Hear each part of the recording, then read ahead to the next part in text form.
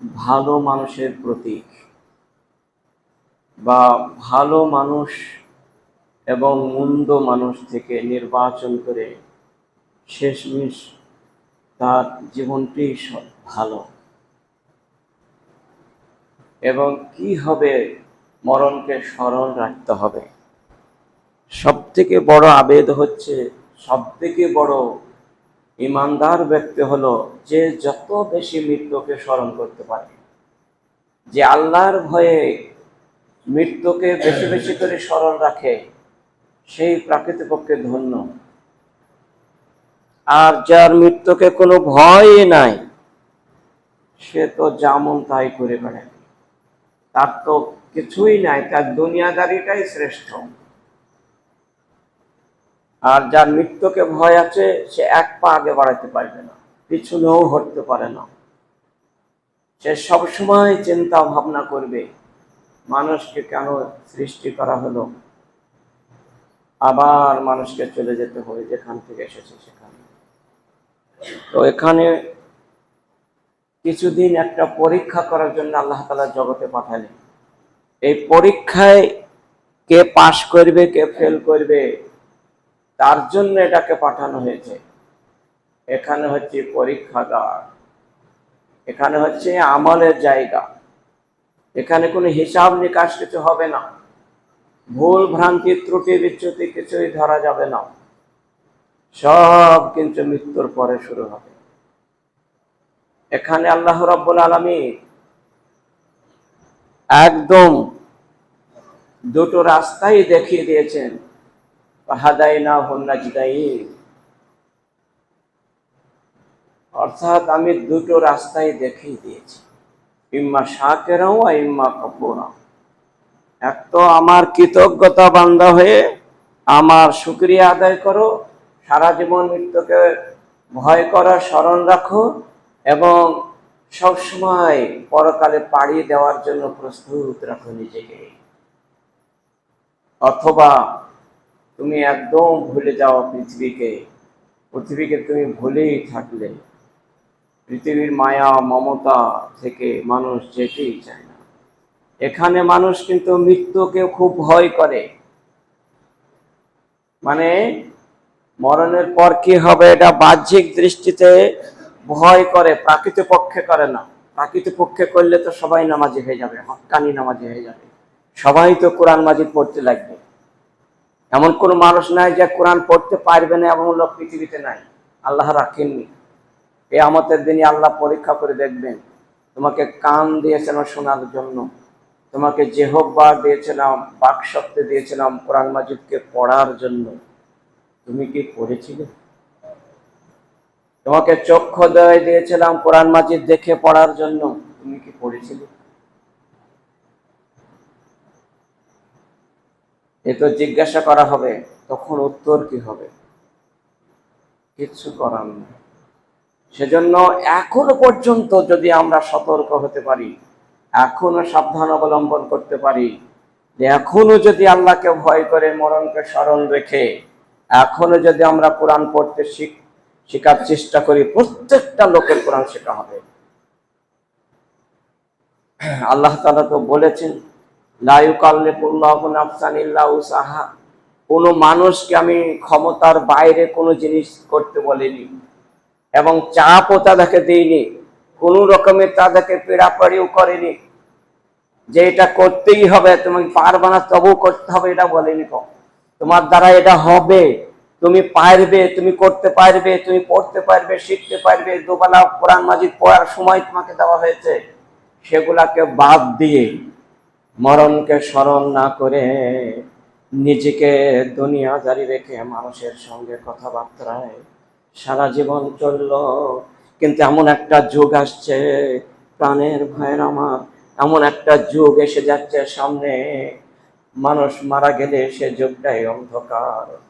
আরাম নীরব নগরে সেখানে প্রতিদিন বলছে, আমি কিরামাকুড়ের ঘর, আমি দংশনকারী পোকামাকড়ের ঘর, আমি আজদাহা সাপের ঘর, গোর্খা সাপের মতো আমি ছৌ মেরে আছি, আসতে দেরি তোমাদেরকে সবল দিতে দেরি না।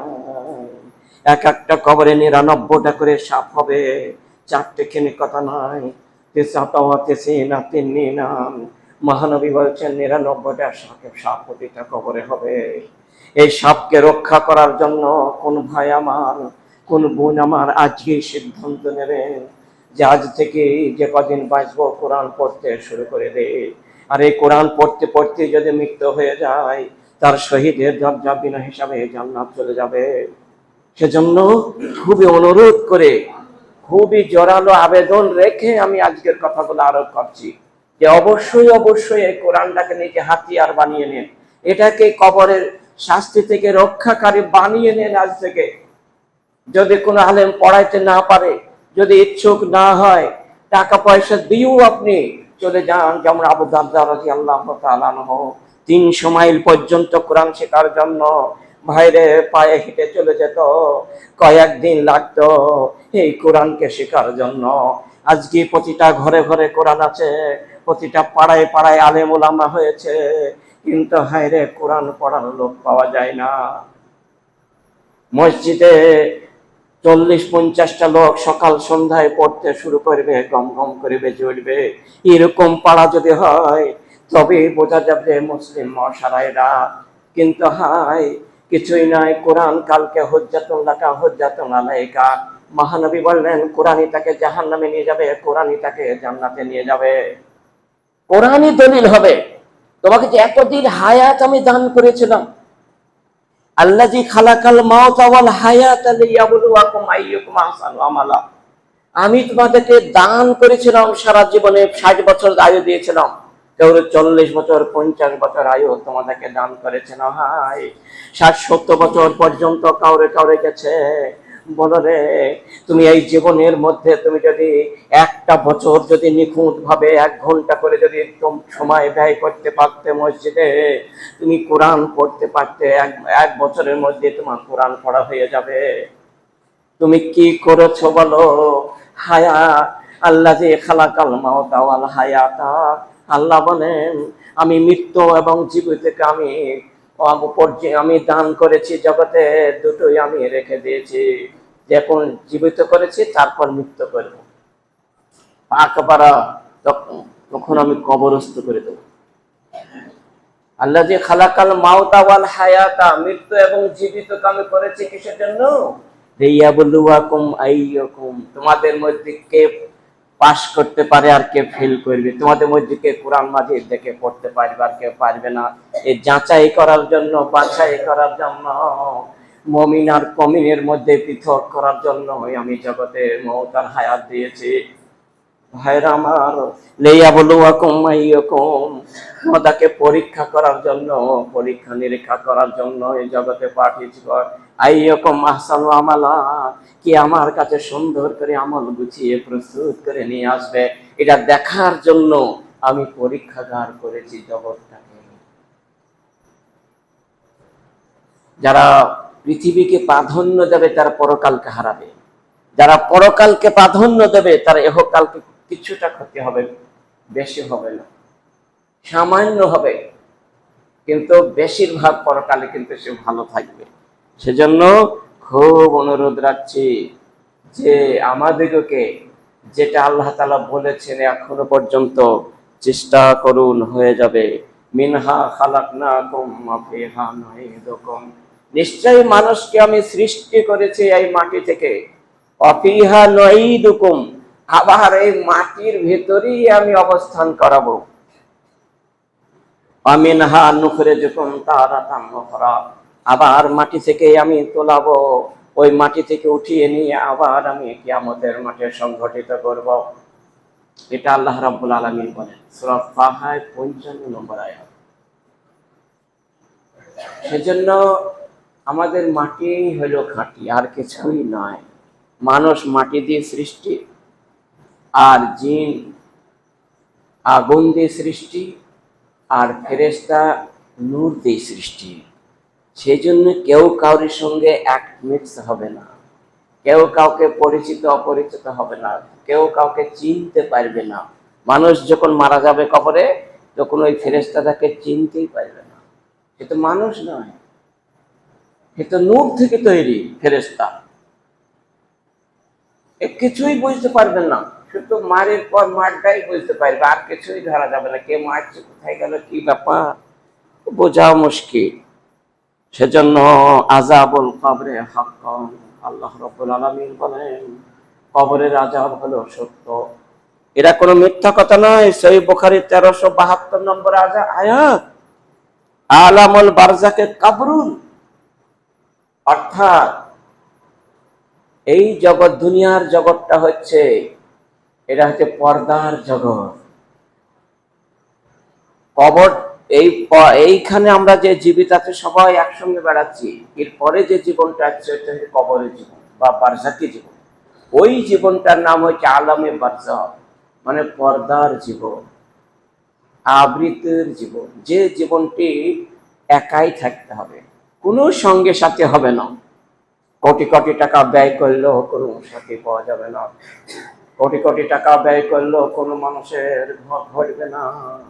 এমন হবে মানুষকে বলবো পৃথিবীর সব মানুষ শেষ হয়ে যাবে, আর কুল্লু ইনসানিন, প্রতিটা মানুষ, লাইসা মিনাল ইনসানি শাইউন, কিছুই থাকবে না, লা ইয়াবলা ইল্লা আজমান ওয়াহিদান, প্রতিটা ভাবা আজবুল জামবে ওয়া মিনহু ইউরাক্কাবুল খালকু ইয়াউমাল কিয়ামাহ। সহিহ বুখারীর এই হাদিসটি 4935 নম্বর।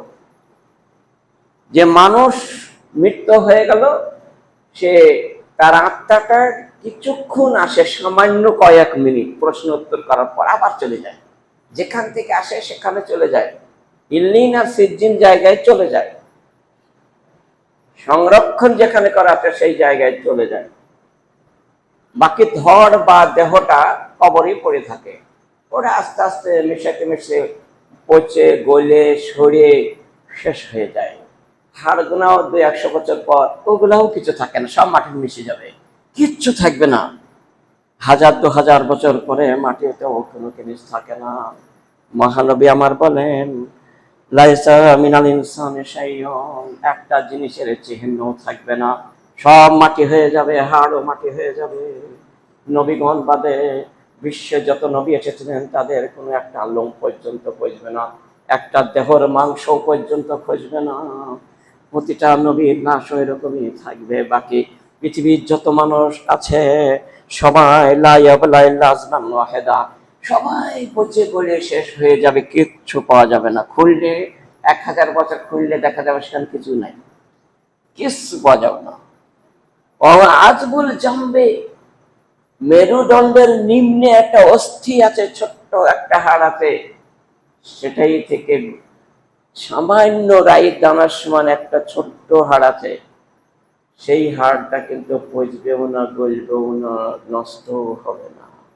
সেটাই থেকে যখন আল্লাহ রাব্বুল আলামিন আবার ইসরাফিল আলাইহিস সালাতের হুকুম দেবেন যে ইয়াউমা ইউনফাখু ফি সূরি নাফখাতুন ওয়াহিদা, তুমি নুফিখা ফি সূরি নাফখাতুন ওয়াহিদা, তুমি সিনাই ফু দাও, ফু দেবে, আমিন হুইরাক্কাবুল খালকু ইয়াউমাল কিয়ামাতে। ওই যে বললাম যে মেরুদণ্ড নিম্নের একটা অস্থি ছোট্ট জান আছে, ওইটাই তখন যাহা ফু দেবার ওইটার উপর ফু লেগে যাবে আর জীবিত হয়ে যাবে, ওইটাই জান। সেই ইল্লিন বা সিজ্জিন থেকে জানটা এসে ওখানে যুক্ত হয়ে যাবে, আর মানুষ হয়ে গেল, বা যেমন হবে মারা গেছিল তেমনি হয়ে গেল। এবার ছুটতে ছুটতে চলল মানুষ, এবার কোথায় হাহতাশ, কোথায় যাবার, কি করবার, কি হবে, এই নিয়ে চললো। সহিহ মুসলিম এবং বুখারী হাদিস, মুসলিমের 2955 নম্বর হাদিস। তাহলে বোঝা গেল সবাই কিন্তু আমরা নষ্ট হয়ে যাব, কিচ্ছু থাকবে না। ওই জন্য যতদিন পর্যন্ত হাড় হাড্ডি পাওয়া যাবে ততদিন পর্যন্ত অত্যাচার করা হবে না, তার উপরে সালাত আদায় হবে না। ওই জন্যই হাড় হাড্ডি কিছুই নাই, যখন একদম অসমত তখন আর কি করবে, তখন তো আর কেউই থাকবে না সে জগতে। আমরা তো 1000-2000-5000 বছর পর তো এরকম হবে, তখন তারা সব হয়ে যাবে, এত বুঝতেই পারবে না কোথায় আছে, কিন্তু বোঝা পর্যন্ত কিছু করা যাবে না। নাম কা নাওমাতিল রুস, আল্লাহ ভালো মানুষকে বলবেন তুমি সব ঘুমিয়ে যাও, বাসর রাতের ঘুমের মতো ঘুমিয়ে যাও, তোমাকে কেউ জাগাবে না। তোমার আপন প্রিয়জন ব্যক্তি ছাড়া তোমাকে কেউ তোলাবে না, তুমি এখন ঘুমিয়ে যাও। এরকম ভাবে এসেছে। মানুষ যেমন একটা স্বপ্ন দেখে, একই জায়গায় বিছানায় শুয়ে আছে, কেউ এমন ভাবে ভয়ঙ্কর স্বপ্ন দেখলো, কাটাকাটি মারামারি, সাপে তাড়াইছে, অমুক তমুক, এই করতে করতে চিৎকার করে শুরু করে দিয়েছে। চিৎকার করতে করতে তার দেহ মনে হচ্ছে যেন যেমন ছেড়ে চলে যাবে, এমন কষ্ট। পরক্ষণে আর একজন শুয়ে আছে, সে এমন শান্তভাবে প্রিয় স্বপ্ন দেখছে, প্রিয়তম এত সুন্দর দেখছে, হাসিতে তার আত্মাখানা কিছু নাই, হেসে পাগল হয়ে গেছে। অথচ দুইজনে কেউ কাকে জানতে পারছে না। ঠিক কবর হয়ে একই জায়গায় হবে, কেউ কাকে কিছু বুঝতেও পারবে না। মানব দানব কিছুই বুঝতে পারবে না যে কার কি হচ্ছে। যেমন ওহী, মহানবীর কাছে যখন ওহী আসতো, জিবরাইল নিয়ে আসতেন, কোরআন নিয়ে আসতেন, তখন পাশে সব লোক বসে থাকতো। কি হবে আসলেন আর কি হবে গেল কেউ খুঁজে পেত না, অথচ ওহী চলে আসতো। সহিহ মিশকাতের দ্বিতীয় হাদিসে এবং মুসলিমের 8 নম্বর হাদিসে পাওয়া যায় যে ভরা মজলিসে, হাদিসে জিবরিলে পাওয়া যায় যে ভরা মজলিসে ফেরেশতা এসে বসে গেল। কয়েকটি প্রশ্ন করলেন, তার উত্তর দিলেন মহানবী সাল্লাল্লাহু আলাইহি ওয়াসাল্লাম। প্রশ্ন উত্তর শেষ হলো, জিজ্ঞেস করলো, এটা কে তোমরা জানো? জি না, আমরা জানি। এটা জিবরাইল এসেছিল। তখন সবাই আতঙ্ক হয়ে গেল, কি ব্যাপার, এটা বুঝতে পারা গেল তো মনে হয় যে দেহিয়া কালবে এসেছিল, কি হবে আসলে আর কি হবে গেল, বিরাট ব্যাপার। অনেক প্রশ্নের উত্তর করলো তো, তাহলে বোঝা গেল এখানেও কেউ কিছু বোঝার ক্ষমতা নাই, বুঝতেই পারে না ফেরেশতা কি হবে আসলো আর কি হবে গেল। হযরত রাবি বিন খাইসাম, একটা বিখ্যাত তাবী, উনি বলেন যে উনি এত ভয় করতেন, এত স্মরণ করতেন কবরকে, যে নিজের আঙিনায়, নিজের উঠোনে একটা কবর খুঁড়লেন। নিজে কবরটাকে সুন্দর করে খুঁড়ে প্রতিদিন তিনি কয়েক ঘন্টা কবরের ভেতরে শুয়ে থাকেন আর স্মরণ করেন আর আল্লাহ বিল্লাহ করেন। এইভাবেই তিনি প্রতিদিন স্মরণ করেন, কবর খুঁড়ে নিজে নিজে এরকম করেন। কিয়ামতের আগে এমন হবে, মহানবী বলেছেন, লা তাকুমু সাআতু হাত্তা তামুরু রাজুলা মিন কবরি রাজুলি লাইতানি কবরুহু। তারা বলবে, তখন বলবে কিয়ামতের পূর্বে, লা তাকুমু সাআতু হাত্তা তামুরু রাজুলু ওয়া তামুরু রাজুলু বিকবরি রাজুলি লাইতানি কবরুহু। কিয়ামত সংঘটিত হবে না যতক্ষণ পর্যন্ত এটা না বলবে হাত্তা তামুররা রাজুল, মানুষ বলবে, কবরের কাছ দিয়ে যাবে, মাঠে একাই চলে যাবে, আর বলবে কিয়ামতের পূর্বে, বলবে কবরের রাজুলে, একটা মানুষের কবর যখন দেখবে এখানে দেওয়া আছে, ওইখানে থমকে দাঁড়িয়ে যাবে আর কবরটা খুঁড়ে ঢোকার চেষ্টা করবে, নিজে যেন আমি ঢুকে পড়ে দিই। লাইতানি কবরহ, কাশ যদি আমি এই কবরটা আমি হতাম, কতই না ভালো হতো। কিয়ামতের আগে কবরে যাওয়ার জন্য মানুষ ছটফট করবে, হায়। আর এখন মানুষ কবরে যাওয়ার জন্য ভয়ে মরে যায়। এখন মানুষের এত ভয় লাগে, সকলে মনে মরে যাবো, ভয়ের জ্বালা এখন ছটফট করে। আর এমন যুগ আসবে কিয়ামতের পূর্বে মানুষ কবরে যাওয়ার জন্য ছটফট করবে, এখানে আর ভালো লাগবে না, অশান্তি আর এখানে ফিতনা, এখানে ভালো লাগবে না তখন। সেজন্য কবরটাকে প্রাধান্য দেওয়ার জন্য অনুরোধ রাখছি। রাবিয়া বিন খাইসাম যেমন বললেন, ওমর বিন আব্দুল আজিজকে, বিখ্যাত বাদশাহ, পঞ্চম শ্রেণীর ভালো বাদশাহ, ন্যায়পরায়ণা বাদশাহ, ওনাকে বলা একদম বিখ্যাত আলেমকে ডাকলেন, ডেকে বললেন, আপনি একটু আমাকে নসিহত করুন তো। তিনিও বড় আলেম, কিন্তু তিনি এক আলেমকে ডেকে বলছেন, আমার কোনো ভয় লাগে না কিছু, আমাকে কিছু নসিহত করো। বলছি, নসিহত? আপনার পূর্বে বহু বাদশাগণ এসেছিলেন জগতে, সবাই চলে গেছে, আপনাকেও যেতে হবে। থমকে দাঁড়িয়ে এত ঝড় নয়নে ওমর বিন আব্দুল আজিজ এত কান্না করলেন, এত কান্না করলেন, ভাই ভাইরা আমার, তার লুটিয়ে পড়ে মাটি ভেজে গেছিল, এত কান্না করেছিলেন। বলে আরেকটু নসিহত করো। তিনি আবারও বললেন, জেনে রেখো জগতের সবাই চলে গেছে, আপনার পালিয়ে আমার। তিনি আরো কান্না শুরু করলেন। ভাইরা আমার, যে উমার বিন আব্দুল আজিজ, এত ন্যায় পরায়ণত বাদশাহ, কি বলবো, ওর জীবনীটা পড়লে স্বর্গীয় জীবন মনে হবে। আর যেই ওর জীবনে পড়ার পরে আমল করবে, সেও স্বর্গে যাবে। এত ভালো লোক ছিলেন। সেই লোকটাই যদি এত জোরে কান্না করেন, তাহলে আপনার মতো আমার মতো এরকম পাপিষ্ঠ বান্দাকে কতই না কান্না করা উচিত। কবর, মৃত্যুর সময় যখন কষ্ট শুরু হয়ে যাবে, তখন মানুষে মৃত্যু কি করে আসে তাই করবে, আল্লাহ তুমি মরণ দাও না। এখন মরণ হইতে ভয় করে, আর তখন মরণ চেয়ে নেবে, কিন্তু মরণ হবে না। আলাম ইয়াদের মা কিতাবিয়া ইয়া লাইতাহা কানাতিল কাজিয়া। আল্লাহ, যদি মরণ হয়ে যাবে ভালো হয়, কেন আমাকে জীবিত করা হলো।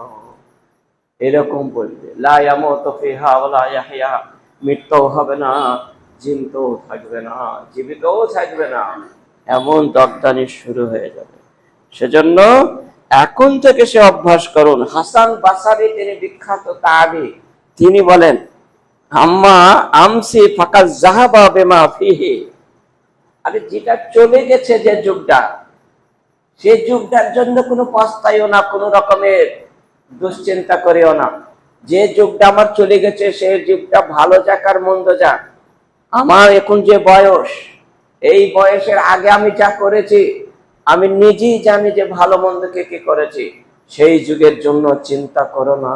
হযরতে হাসান বাসারি বলেন, খবরদার অগাদান, আর এটার চিন্তা তোমাকে করতেই হবে না। ও আম্মা গাদান ফালা আল্লাকা, ও আম্মা গাদান, আর আগামী কাল যে সকাল হবে, ওর জন্য চিন্তা করো না। কেন?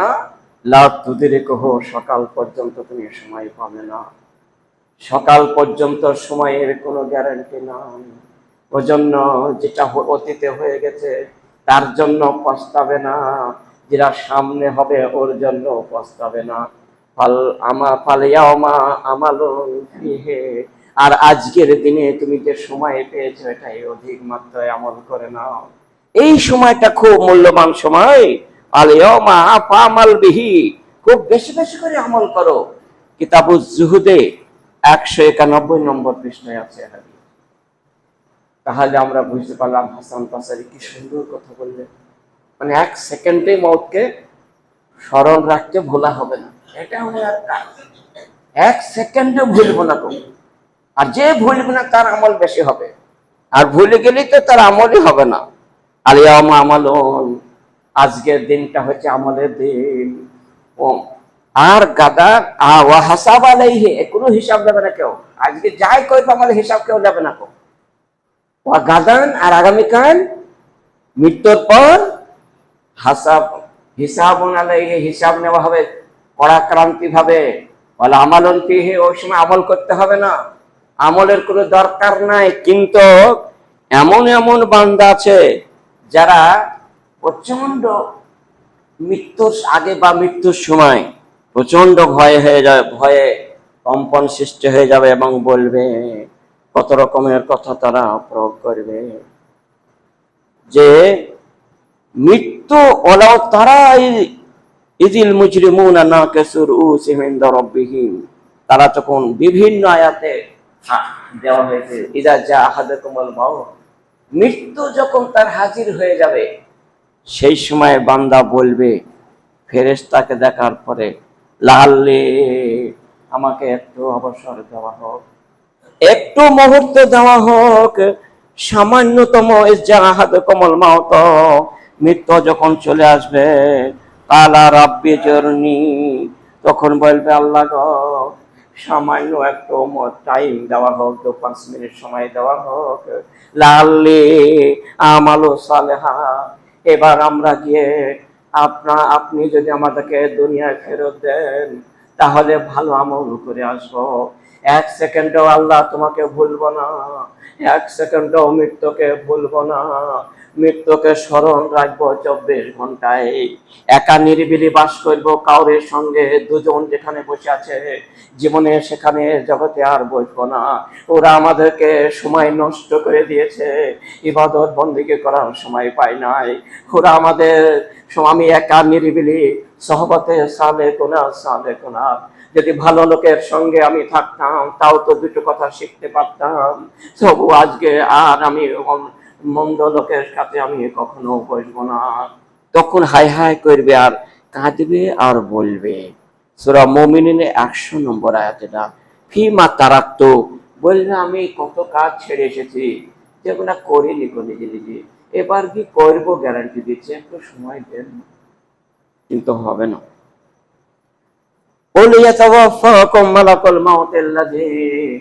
আল্লাহ বলেন, হে মুহাম্মদ সাল্লাল্লাহু আলাইহি ওয়াসাল্লাম তুমি বলে যাও, ইয়াতাওয়াফাকুম মালাকুল মাউত আল্লাযী, মালাকুল মাউত যখন চলে আসবে, মৃত্যু যখন ঘটিয়ে দেবে, তখন মালাকুল মাউত আল্লাযী উক্কিলা বিকুম সুম্মা ইলা রাব্বিকুম তুরজাউন, তাদেরকে নিযুক্তি করা হয়েছে মৃত্যু ঘটানোর জন্য।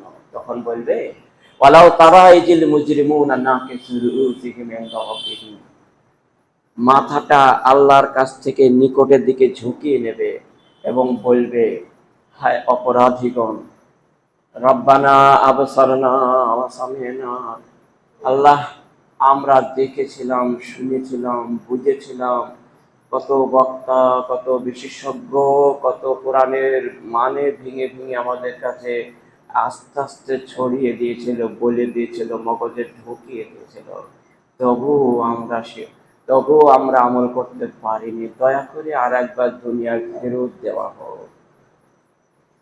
আল্লাহ আবসারনা, যদি এবার ফেরত দেওয়া হয় আমরা দেখে আসবো, আর পড়ে আসবো, মুখস্থ করে আসবো, কোরআন শিখে আসবো। আবসারনা সামি'না, শুনে আসবো। সামি'না ওয়ালাউ তারা ইযিল মুজরিমুনা নাকিসু রুউসিহিম ইনদা রাব্বিহিম রব্বানা আবসারনা ওয়া সামি'না ফারজি'না না'মাল সালিহান ইন্না মুকিনুন, একবার দয়া করে ফেরত দেওয়া হোক। জগতে আমরা ইয়াকিন করে আসবো, বিশ্বাস করে এবার কাজ করে আসবো। আল্লাহ বলবেন, আমরা সিদ্ধান্ত চূড়ান্ত করেছি, মৃত্যু একবারই হবে, দুবার নয়, হাত দ্বিতীয়বার যাওয়া হবে না। ওয়ালাউ শি'না, আমি ইচ্ছা করেছি মানব আর দানব দিয়ে জাহান্নামকে ভর্তি করাবো, তাই আর হবে না, কাল্লা কখনো হবে না। ইন্নাহা নাজ্জা, তাকে সঙ্গে সঙ্গে থেকে জানকে কবজ করে নিয়ে চলে যাবে। তাহলে বোঝা গেল যে সত্যিকার কথা, জান তার বেরিয়ে চলে যাবে। সেজন্য খুব সাবধান অবলম্বনকে জগতে চলতে হবে। এদা সাল্লাইতুম আলাল মাইয়িতে, মৃত্যুর ওপরে যখন জানাজার নামাজ পড়া হইয়া যায়, তো আখলিসু দোয়া, তখন দোয়াটা খুব বিনয়ী ভাবে তোমরা করো, খুব কেঁদে কেঁদে মানান ভালো ভালো কবরের শাস্তি থেকে রক্ষাকারী দোয়াগুলা তোমরা পড়ো বারবার। এটা মহানবী বললেন যে তোমরা বারবার এটাকে পড়ো। তিরমিজি, আবু দাউদ এবং মিশকাতের হাদিস। ইজা সাল্লাইতুম আলাল মাইয়িতে, অর্থাৎ মৃত মানুষের যখন জানাজা পড়া হয়ে যাবে, আখলিসু দোয়া, তখন খালিস নিয়তে দোয়া তার জন্য দীর্ঘক্ষণ ধরে করো।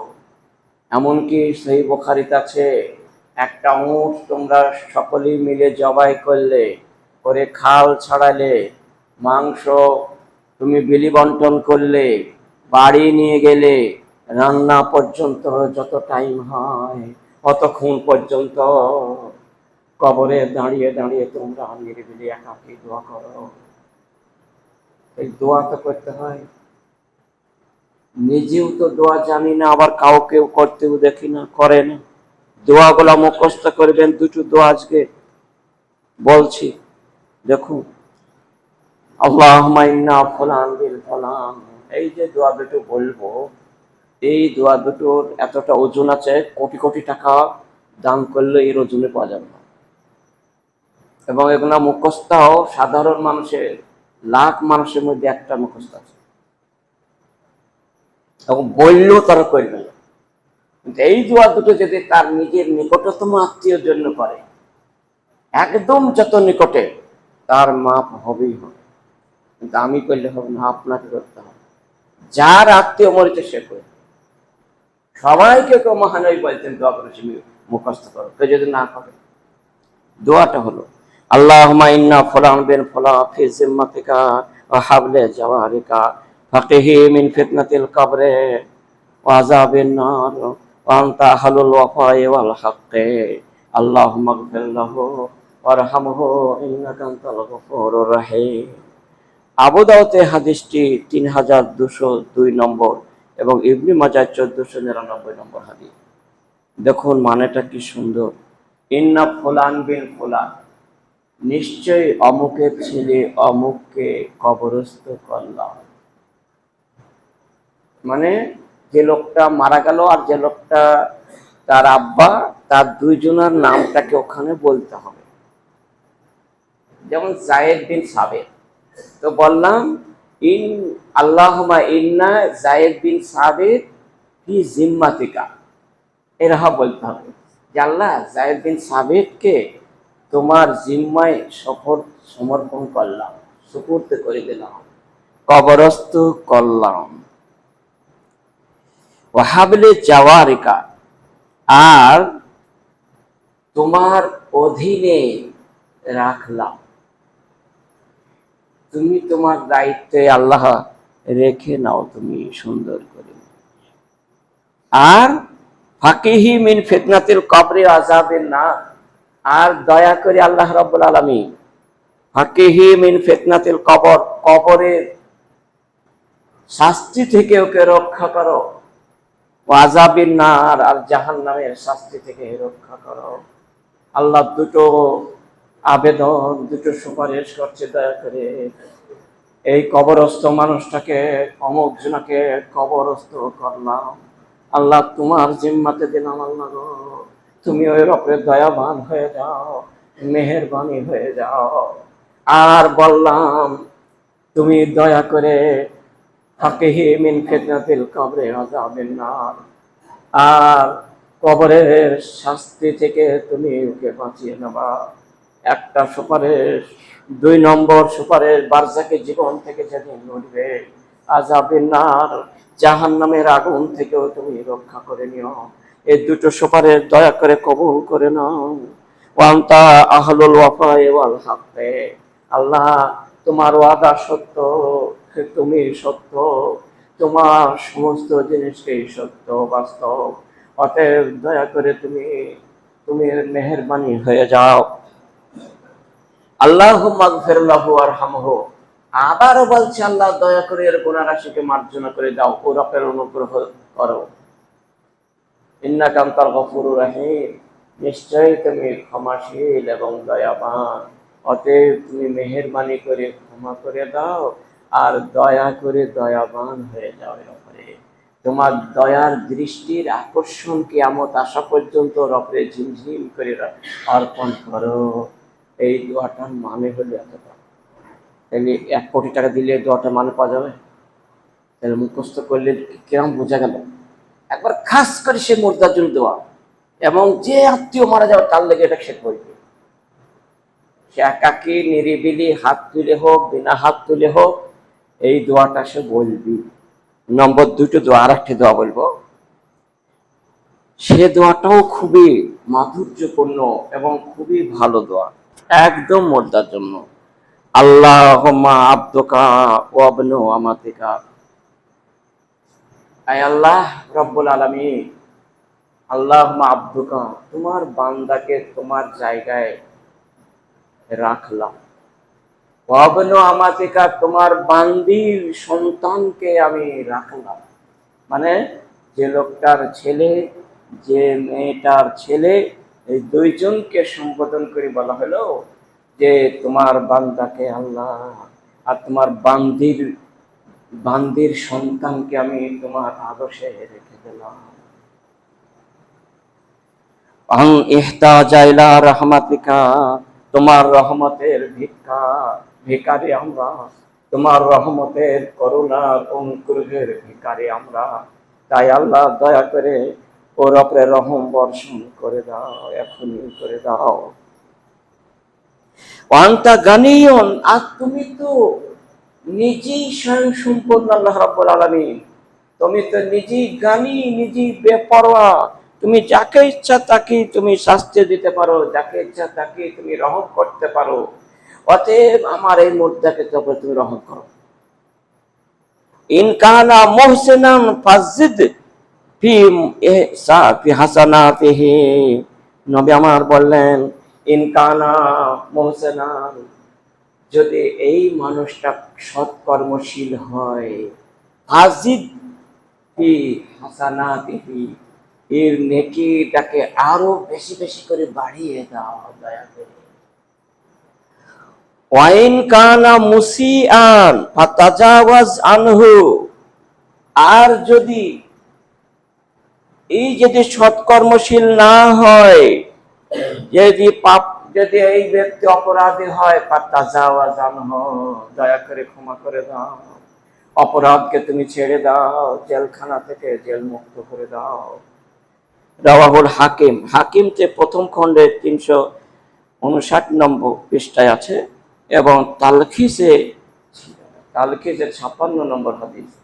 তাহলে বোঝা গেল এই দুইখানা দোয়া আমরা সকলেই, যত আমাদের দুনিয়াদারির যত আমাদের কষ্ট হোক না কেন, আর যতই আমরা কাজে লিপ্ত থাকি না কেন, এই দুটো দোয়া আমরা মুখস্থ করি, যেহেতু সবারই আত্মীয় স্বজন আছে। এই বলেই